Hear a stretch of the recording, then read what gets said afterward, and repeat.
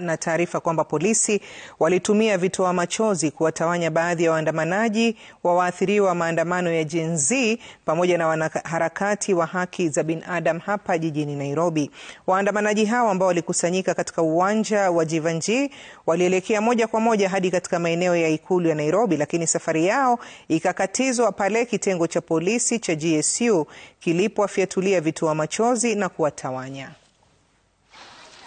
Kesi ambazo zimekaa kotini kwa muda mrefu, mkienda mnaambiwa bado tena mungoje. Hizo kesi zinakuwa sasa ni kama ushahidi pia inaisha. Ningependa serikali itusaidie kesi ambazo zimeenda kotini siweze kushughulikiwa kwa haraka na kwa mapema, at least mtu ajue amepata haki ya mtoto wake. Hata mtoto mahali amelala ajue mama yake ama mzazi wake amemshughulikia akaweza kupata haki. Mimi nilishutiwa Parliament. Nilipigwa risasi mbili. Hapa ya kwanza kugeuka nikasikia ingine tena nyuma. Na sisi nimekaa kwa nyumba mwaka moja miezi 3. Mimi ni mzazi na familia. Mimi ni hustler. Bwana President, mimi nilikuwa namuomba kitu moja.